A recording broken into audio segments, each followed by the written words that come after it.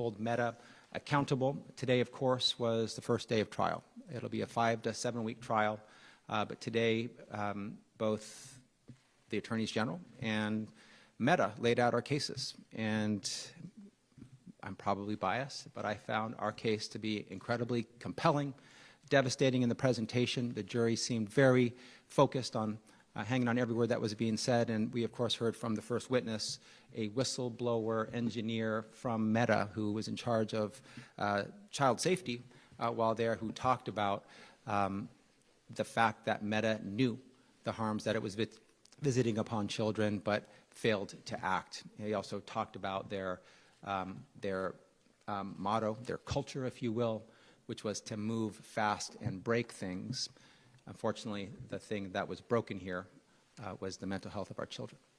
And so I'm grateful to have the opportunity to be here. We laid out our case today, which is essentially this, that Meta has designed and deployed a dangerous product with dangerous features that they knew would create excessive use and compulsive use by children, and it would create mental health harms, including things like anxiety and depression, like body image issues, like addictive tendencies, like learning loss. They knew all that. They knew their product was dangerous, and they lied to the public. They lied to Congress. They told the public, they told the world that their product was safe, that it wasn't dangerous. And so their deception, their lies are at the core of our case. And we are excited about how our first day at trial went. We're excited about the opportunity to hold Meta accountable for its conduct. And we look forward to taking this case all the way to the end here and getting the appropriate remedies, both injunctive relief, changes in behavior, changes in business practices going forward, as well as the appropriate financial penalties. A couple things I want to highlight. Between our investigation and our and disclosures from former insiders, whistleblowers, folks who used to work at Meta, we have proof that Meta knows that Instagram is harmful to a significant percentage of teenagers, especially teen girls. Meta knows that. Meta knows that more than 13% of teen girls on Instagram say the platform makes thoughts of suicide and self-injury worse. Meta knows that. They know that 17% say it makes eating issues worse. And 32% say it makes body images worse. Meta knows that. Meta knows that certain key features can push users into harmful content. Meta knows that the like button leads teens to compulsively engage with the platform. Meta knew all of that and more and decided to do more of it, to dig in deeper, to double down on that conduct, on those practices.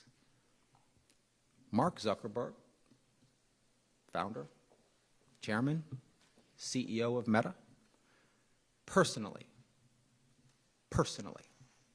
axed Meta's proposed policy to ban image filters that simulated the effects of plastic surgery, despite internal pushback from his own team. His own employees were telling him he shouldn't do this, and an expert consensus that such filters harm users' mental health, especially women and girls.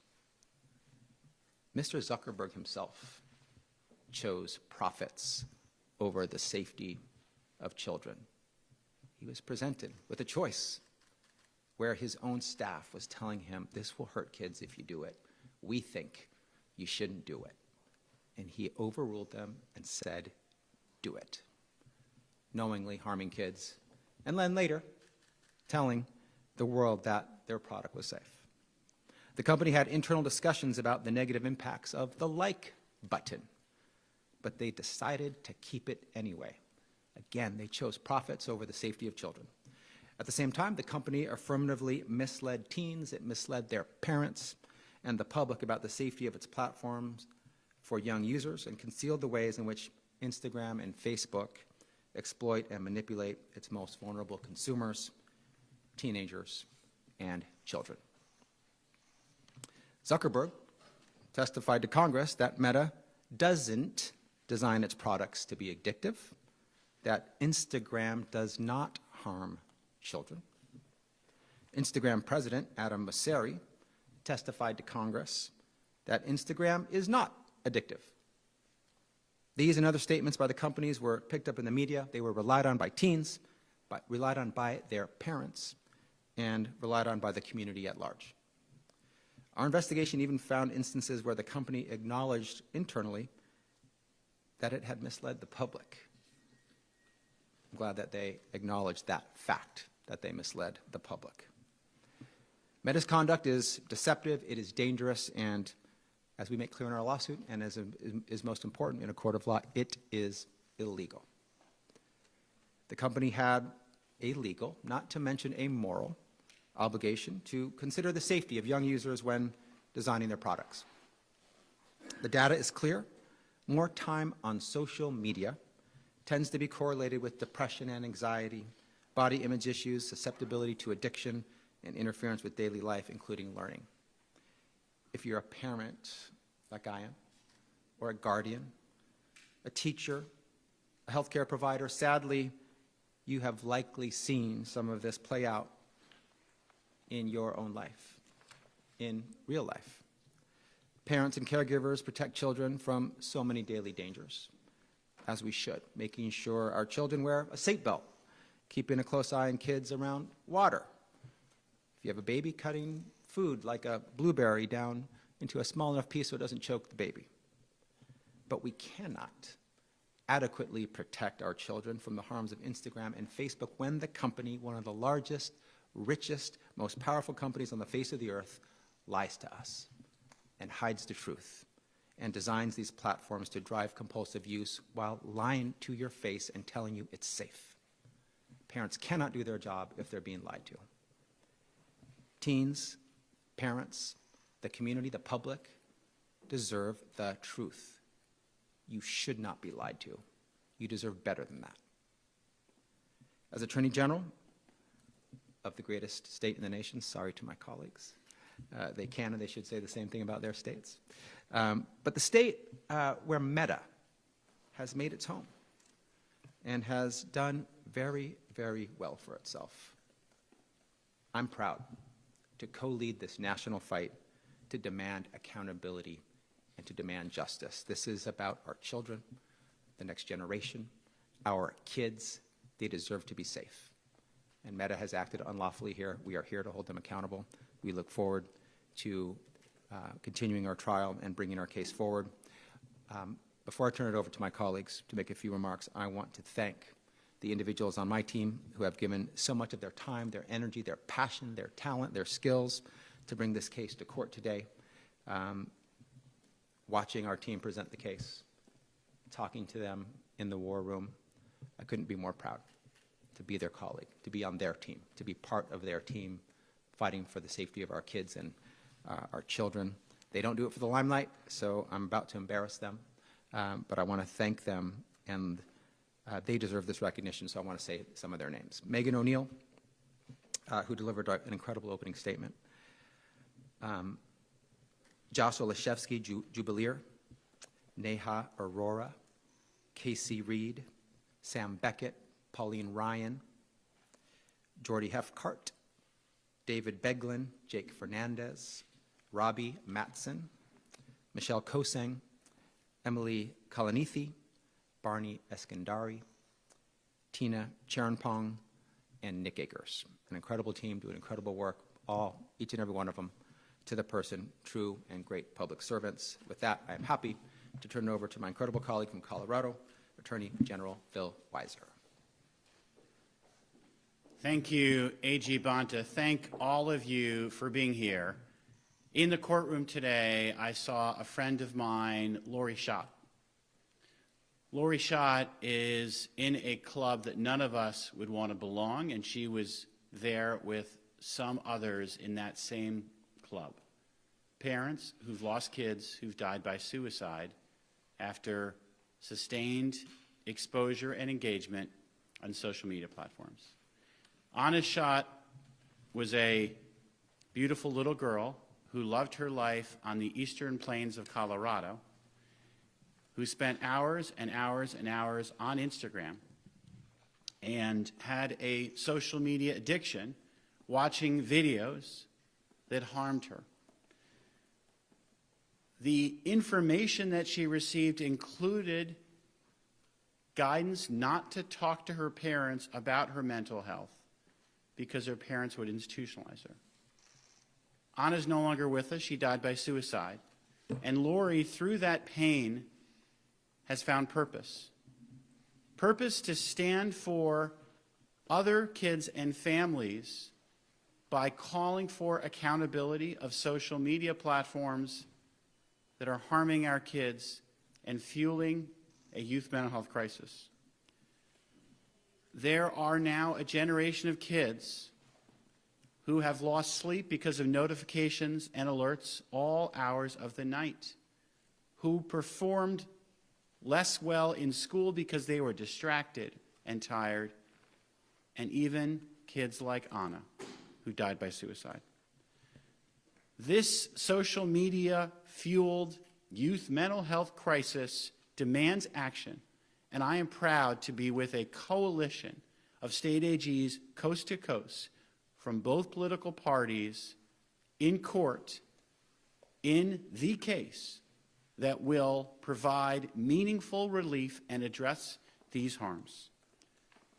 The way that Meta has managed Instagram and Facebook has been, as AG Bonta described, deceptive.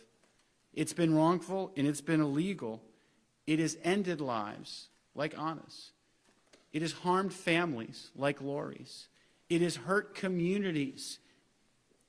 It's prevented kids from thriving and damaged a generation of young people.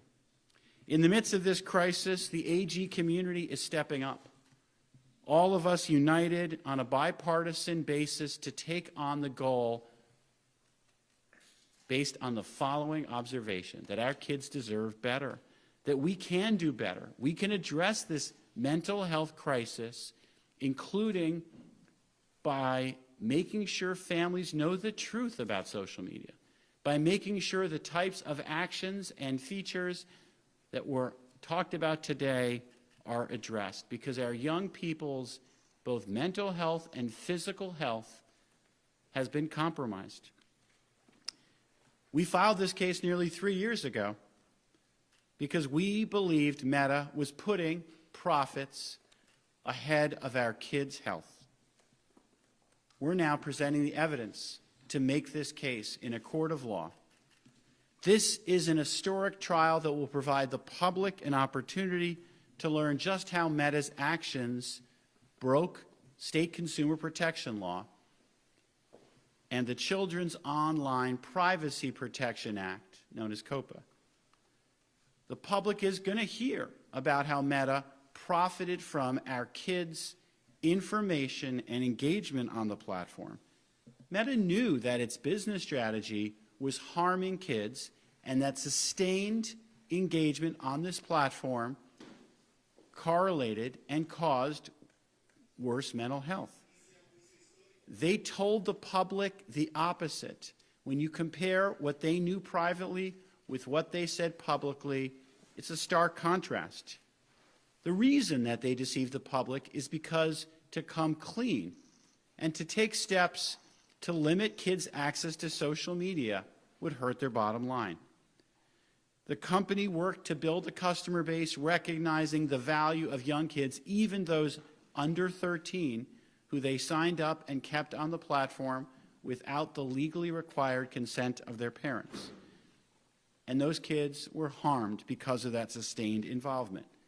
Meta's approach was to view these young kids as, and I quote here, a valuable and untapped market. And the addictive features they had, like notifications and alerts, were designed and maintained to keep those kids hooked on this platform. Other features, like the infinite scroll, they were designed for a very clear purpose: keeping kids engaged. And the efforts that Meta made to give kids an off-ramp, as was said in court today, were too little and too late. And the harm less sleep, distracted kids, kids with worse mental health, remains alarming and a call to action. The fact that Meta downplayed these risks and deceived the public violates consumer protection law. The fact that they marketed to young people under 13 kept them on the platform even knowing their actual ages violates COPPA. The extensive harms, as A.G. Bonta noted, are not only lives that were lost like Anna, but a range of mental health harms ranging from anxiety and depression, loneliness, lack of sleep, body image problems, eating disorders, and physical harm. Meta knew this was all happening, and yet they kept young people hooked because for them, less time online was less money in the pockets. The policies that Meta is now starting to talk about are basically relying on young people accurately reporting their ages, and as said in court today, when young people put in their actual birth date under 13 years of old, Meta doesn't remove them from the platform. Meta prompts them to put in a different date. These efforts are so easily overcome that they are not meaningful steps. And to say that parents should have been doing more, frankly, offends me as a parent, because parents have been told now for some time there's nothing to worry about. Meta hasn't shared the truth that remained kept from the public. There were several efforts to keep this case from a courtroom, starting in 2025 when Meta sought to dismiss this case, and the court has allowed these claims to proceed. There was then an effort to go to the Court of Appeals, and the Ninth Circuit refused to stay the trial, and that brings us here today. Today, we are asking the court to hold Meta accountable, to stop its unlawful practices, and to require the company to follow laws that protect kids and consumers and the public health. Just like a generation ago with big tobacco, Meta, like other social media platforms, has engaged in behavior to maximize its profits while harming the public health. With this trial, we're sending an important message. Powerful technology companies must follow the law, and if they don't, we will hold them to account. I join the thanks and appreciation of A.G. Bonta of the incredible team that's worked on this case, including a number of lawyers from Colorado who are out here and will be here for the weeks ahead to put on a very complicated case. It's worth noting that the states are not hiring an outside law firm, but it's our lawyers up against some of the highest price legal talent that money can buy, because we believe in our team, because we believe in our case, and we know that we're better together. I now introduce another fabulous part of this team, my colleague and friend, New Jersey Attorney General Jen Davenport. Thank you, General Weiser. As is said, today a landmark trial began, and we're one step closer towards shutting the door on an era in which big tech's engineering schemes harm our kids without consequences. Today, as you've heard, my colleagues and I stood in court representing a bipartisan group of state attorneys general, describing to a judge and a jury the tragic effects of how these online platforms work and how they're designed. And as the mother of two daughters, 12 and 14, I felt sick. I felt sick when I read the effects of Meta's Instagram features on still developing children, including pro-anorexia content and algorithms that, if you view content about self-harm, lead the platform to deliver even more content about self-harm. And beyond that, discussions among executives about how to make all of this even more readily available to children under 13. I'm disgusted, I'm angry, we all should be angry. As parents and as trusted adults, we decide whether a social media platform is appropriate for our kids.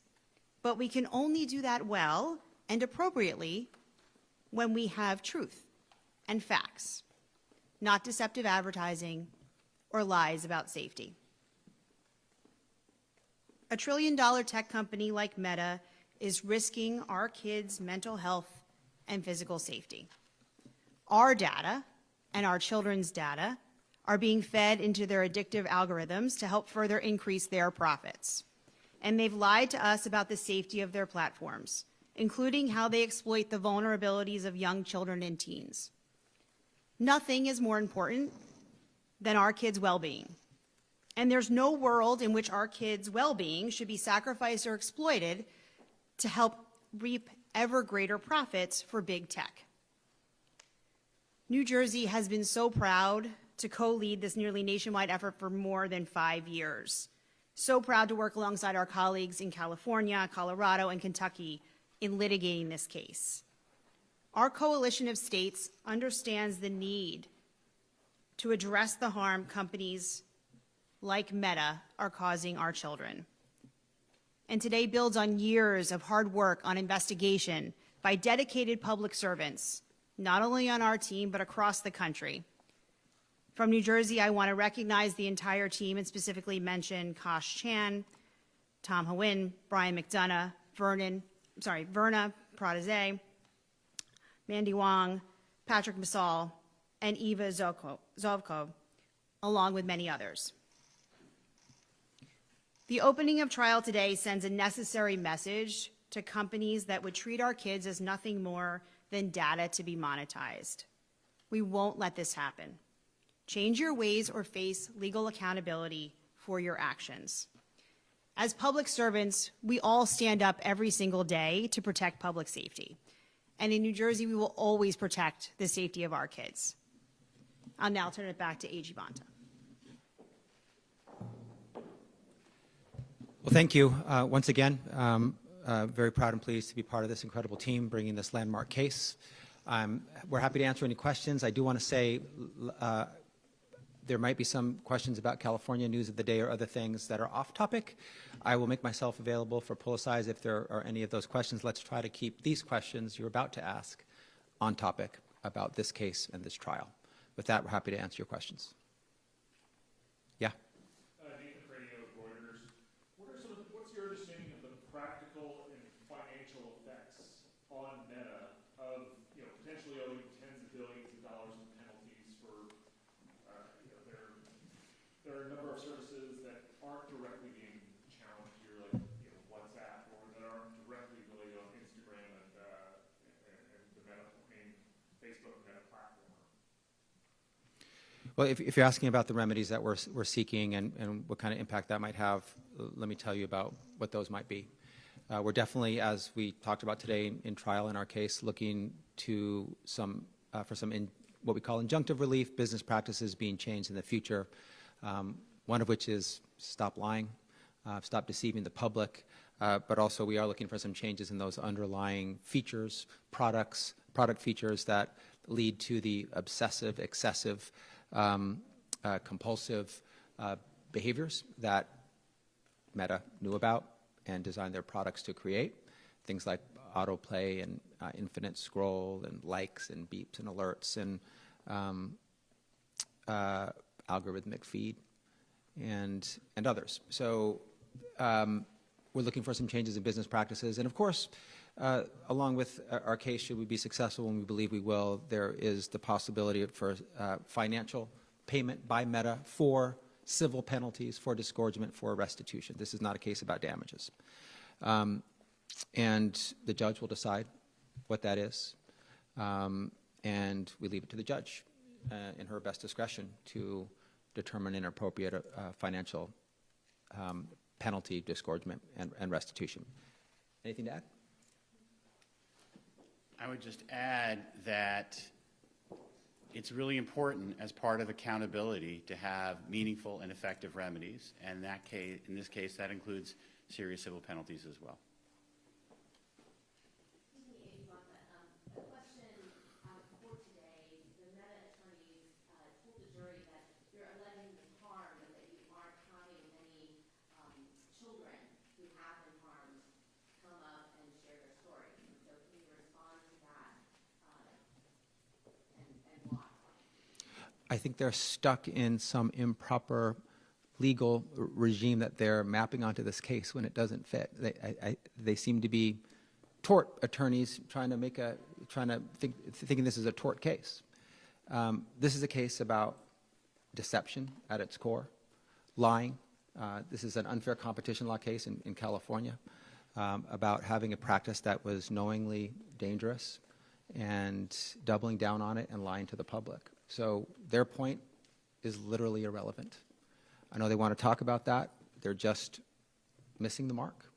So we do not plan, it's true that we're not planning to bring parents or children to testify in this case to talk about the specific harm.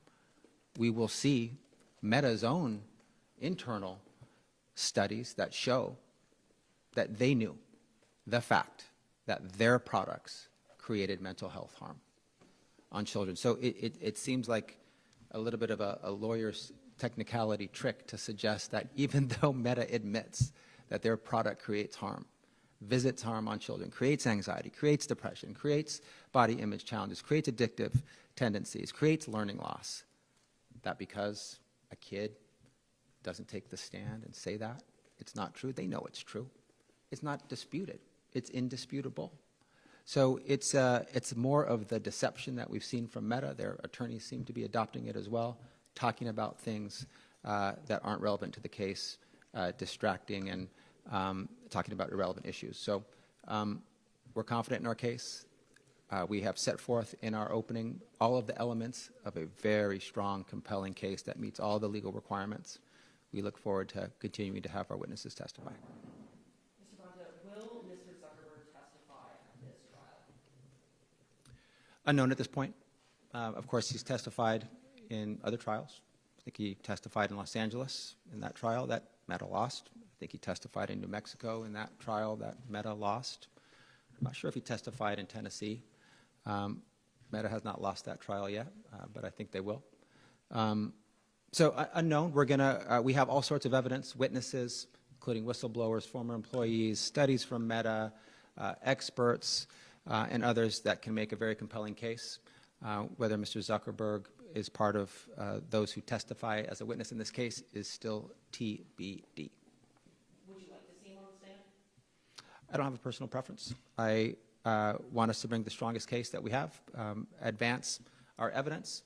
We have an enormous amount of it that can be told in many different ways, on many different days, and I look forward to our team doing that. Can you talk about the whistleblower statement today? It was your first witness, and what stood out for you and what he testified today? Mr. Behar, yes, I think he stood out in many ways. He'll be our first witness tomorrow as well. He's not done with his testimony, but I thought he covered a lot of bases in his testimony. One, he's a whistleblower. He worked for Meta at the highest levels. He met with Mr. Zuckerberg over 100 times in his own testimony. He has a very compelling story. Someone who grew up in Mexico, taught himself how to code, got this incredible scholarship and opportunity to go study and contribute to the innovative economy. And he, as a recipient witness, had a lot of experience as to the approaches that Meta had, this idea that they should move fast and break things, meaning they're not doing all they can to keep kids safe. They're moving fast. They're not taking those steps. They're breaking things like the mental health of kids. I thought that was particularly compelling, very insightful. He also talked about his own experience as a parent and his own daughter, who I think was on Instagram or another social media platform, who was getting sexual content sent to her, sexual images, sexual overtures, and he struggled as a parent to know how to deal with that. And he also knew that those in charge, if she was looking at Instagram, and if I'm recalling that correctly, were not doing enough to protect his own daughter. He was linking the dots as both a victim and someone who had percipient knowledge of the lack of action that was being taken by Meta to keep his own daughter safe. So, as a non-retained expert, if you will, as a parent, as someone with inside knowledge about how Meta operated, or in terms of addressing the mental health harms to kids, not operating and not acting, I thought he was incredibly compelling, and it was a great way to start the case. Sorry, just a quick clarification on a previous question. The judge indicated that Mark Zuckerberg would be testifying likely to be on the witness list? He may testify. That is a completely available avenue. Whether he does in the end, unsure. I think the defense counsel, Meta's counsel, said he was going to testify in their opening statements. The judge may have as well. It's a 5 to 7 week trial. We're not sure but it is what's going to happen, but it's very possible that he will testify. It's also possible he won't. What do you plan to call him? It's possible. What is the bar for that? At what point do you decide to call him? Look, we got a great trial team. We discuss strategy, witness order, what we want to focus on, what we want to respond to, what motions we're going to bring, often in real time each day. Whether and when and if Mr. Zuckerberg testifies will be part of those discussions. Do you have an opinion on how he would, as a person, sit with this jury? Do you think he helped your case? That's the same question that I got asked before. Thank you for asking it again. Okay, let me ask you this about damages. We've heard $1.4 trillion bandied about. We've also heard $200 billion. Why is there such a wide range? Do the states have a number in mind at this point? You should ask Meta that question. They're the ones who put out the $1.4 trillion number. I think they want to suggest that they're the victims, that they are being financially imposed on. We submitted documentation to the court, both parties did, around the number of young users and what the civil penalties would be. Meta took it upon themselves to start talking to the press about the highest possible number that could ever be calculated based on that data. That's not something that we asked for. That's not something we're seeking. We leave it to the judge, who will decide, who has vast discretion to determine the final amount of financial payment by Meta. And I want to be clear, this is not a damages case. And you used the word, and I think you just meant financial payment. But I want to be clear, this is about civil penalties, restitution, and disgorgement. That's it, not damages. This is not a damages case. And to be clear, we are not asking for $1.4 trillion. I do want to be clear about who the victims are here. Meta is not the victim. Meta is the perpetrator. The kids, the families, the parents, those who no longer have the benefit of a loved one in their life because that kid killed themselves because of the mental health harms visited upon them by Instagram and Facebook. Those are the victims. Meta is not the victim. I also want to talk about the choices, the financial choices that have been made here. Meta made the choice to choose profit over children's safety and health time and time again. They're the ones raking in $200 billion of revenue per year. They're not the victim. They're not being financially imposed on. We will be asking for a significant financial payment in the form of disgorgement, restitution, and civil penalties. That is an important and appropriate part of this case. The judge will exercise the discretion as to what that will be. It will not be, and we are not asking for it to be $1.4 trillion. That was just a figure that you estimated, and then you're saying Meta took that figure and said, like, oh, see, you're asking for the most. It's a figure Meta estimated based on the number of young users and multiplied by the penalty. The penalties available under the unfair competition laws at issue in this case. In the opening statements from the Meta side, they didn't deny that any of these sort of internal communications that they had or the internal studies that they did pointed out some of the various risks and harms. And it seems that their case is, they're trying to make a case. The fact that we were trying to remedy these, that we took steps to try to fix these, shows that you don't have a case as AG, right? We weren't ignoring these issues, we were working on these issues. And it's a work in progress. How do you respond to that? I think a work in progress is the best you can call these, what we've described, I think, accurately as tissue paper protocols or actions. This idea that, you have some tool that they want to point to that they say is a work in progress that a kid with the swipe of a finger can bypass. I think that's all you really need to know about what they were saying. That's they are framing it in the light most favorable to them, and the best they can say is that it's a work in progress. And one of the first two things that they said was, they said that teens have a problem managing their time. They were trying to lay this on the teens, and don't mind the fact that they were literally studying young people's brains to see how they operate, knowing that they react to rewards and affirmation, designing their products to hook them because their brains work like that. And then they're saying, you know, sometimes kids just, they can't manage their time. Maybe they're on social media. That's your best argument? They also said that, you know, sometimes those younger than 13, they lie about their age. So Meta, one of the most sophisticated, most powerful, wealthiest businesses on the face of the earth, is getting outsmarted by 11 and 12-year-olds and can't figure out that they're on their platform and deplatform them. Why? They want them on their platform. They said that 10, 11, and 12-year-olds are special. They say the young ones are the best ones. They want to maximize teen time spent. That's what they want.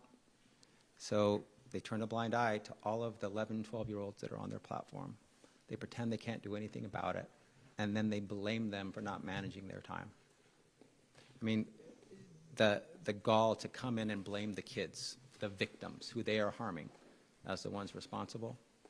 I think they got off on a pretty slow foot today, just my humble opinion. Anything you want to add? Yeah, I want to add 2 points. First, as was said, their responses were too little and too late. And second, look how little impact their measures had. Their measures have not decreased the engagement, the amount of time, the nature of the addiction. And the fact that these measures are tissue paper measures or half measures is all you need to know. The one thing I'll add to that, as you heard from the witness today, Mr. Bayar, and you'll hear more, is what are they measuring? Pay attention to that. What are they measuring? How do they define it? And is it really a measure in order to hurt folks? Is it a measure to make sure that they're increasing their profits? Can I just ask all three of you what you see as being the most important feature of Meta's business that needs to change? Is it getting kids under 13 off the platform? Is it infinite scroll? Beyond the money, what is the most important priority for each of you to see the company change its practices? There are 3, and I'm not sure I can choose. First, stop the deception. They know the truth. Tell the truth.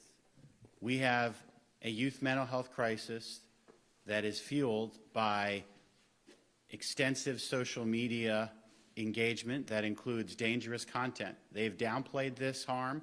They need to come clean. Number 2, they're deliberately keeping people addicted. These notifications and alerts during the school day, all hours of the night, is wrong. It's harming our kids. We need to do better for our kids. And third, we need young kids, those special 10, 11, and 12-year-olds, not to be engaged on this platform without their parents' consent or knowledge. So I don't know I can choose between those 3 goals, but those are my top 3. I echo that, and I think what's really, if you think about, allow people to make choices based on information that is true, and it goes to that first point, right? We, just like we have with the jury, right?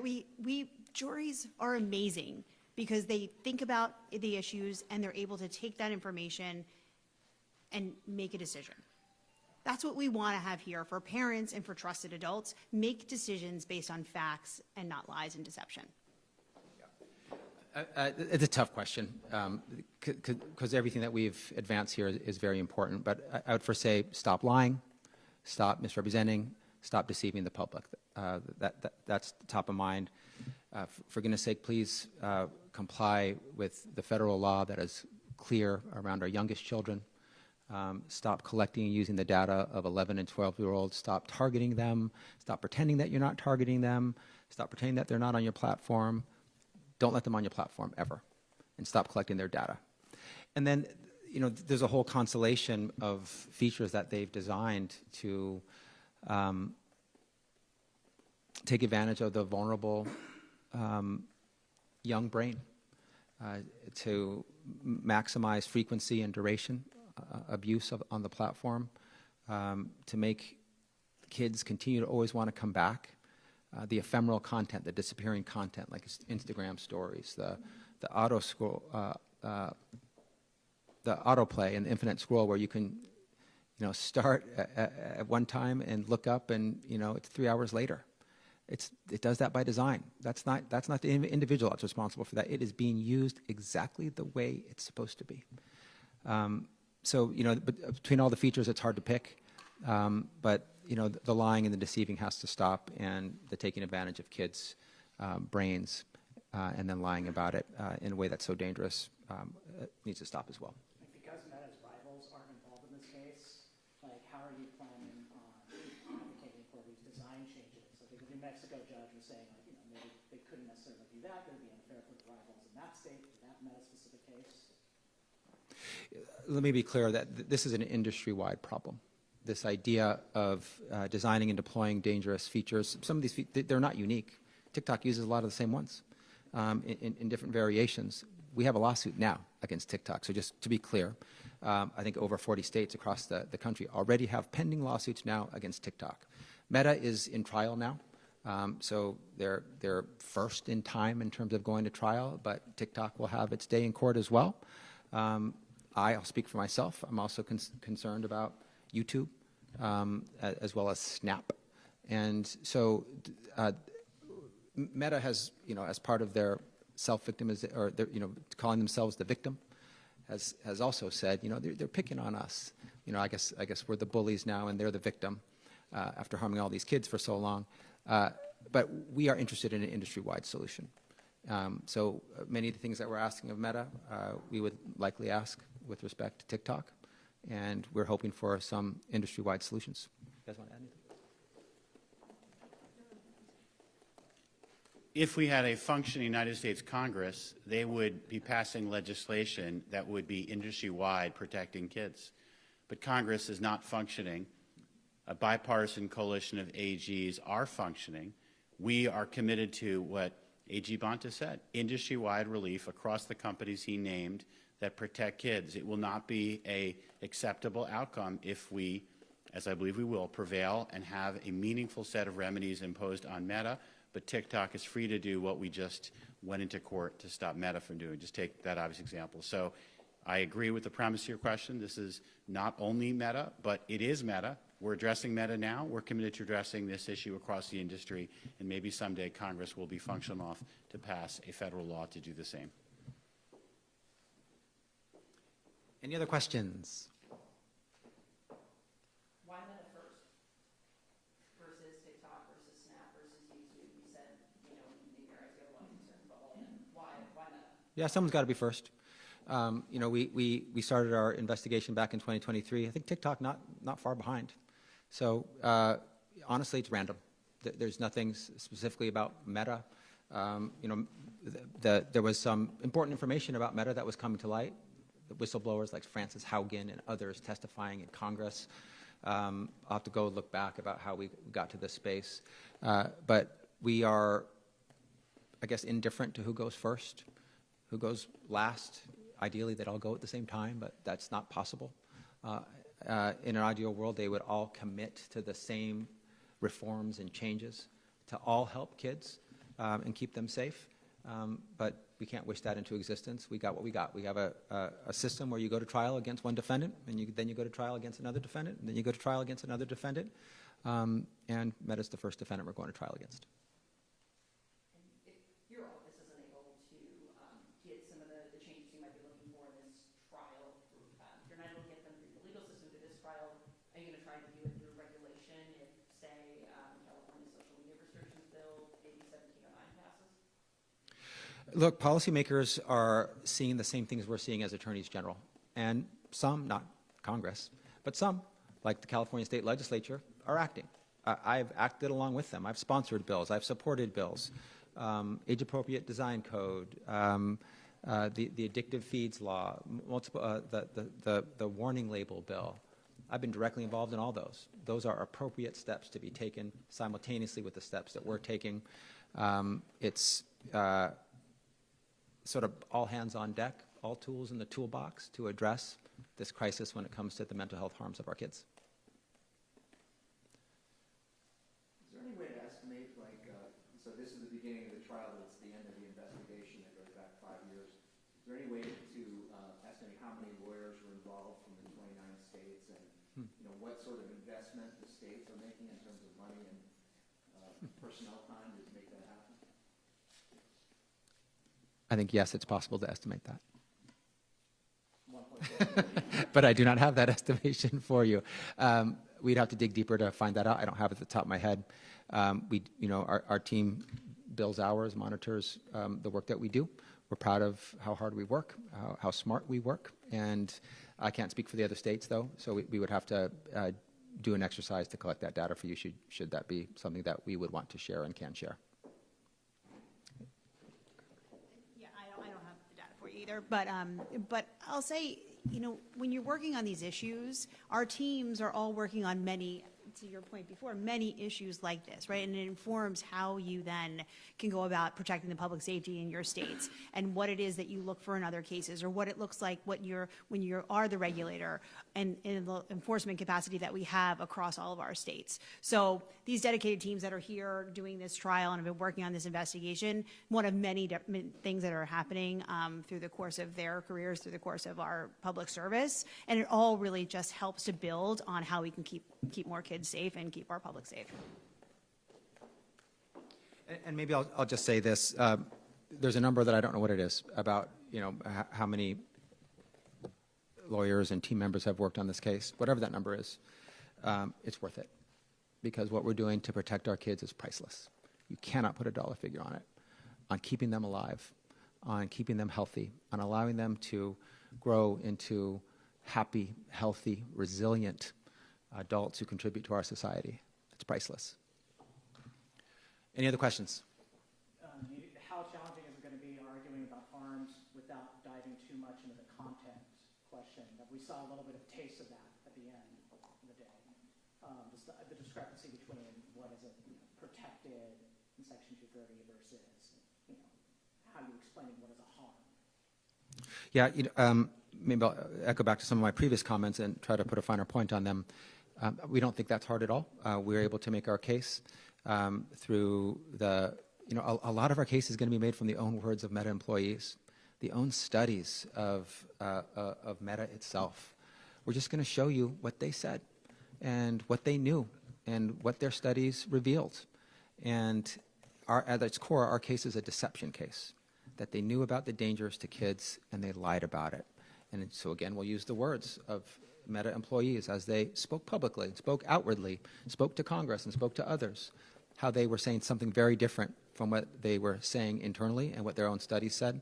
That side-by-sides, like one of them today that was put up, showing what they said about how often kids are bullied or experience violent content or other type of content when they're online.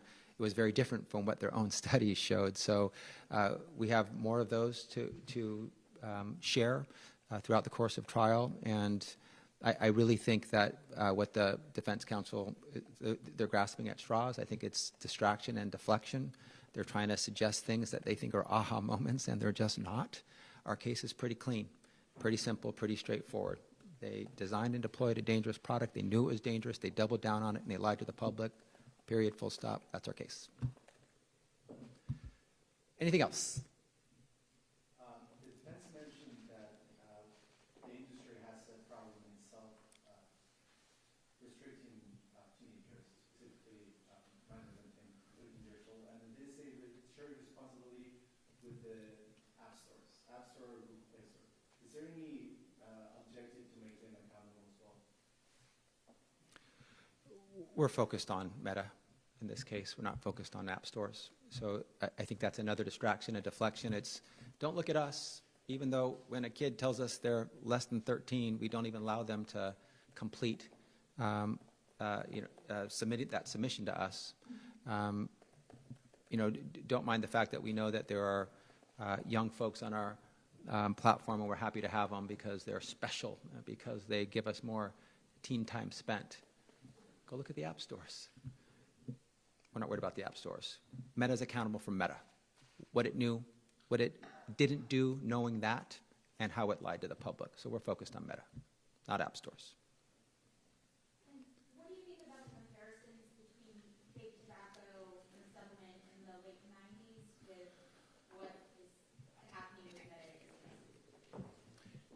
There are several parallels. First, they're both bipartisan state AG investigations. Second, they both are happening in a context where Congress failed to act. We are the 4 states that are part of this, what we call a bellwether case. But there are 29 states, bipartisan, across the country, who are standing up for families, for parents, of course, for children, for consumers. And I'm proud to be part of that collaboration. So we are teaming up here in our efforts to hold Meta accountable. Today, of course, was the first day of trial. It'll be a 5 to 7 week trial.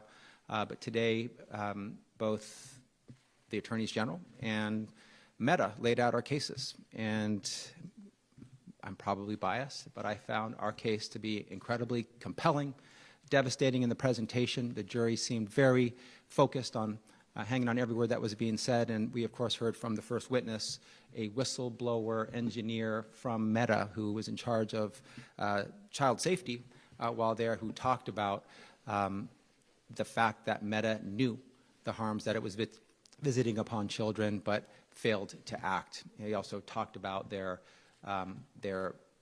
motto, their culture, if you will, which was to move fast and break things. Unfortunately, the thing that was broken here was the mental health of our children. And so I'm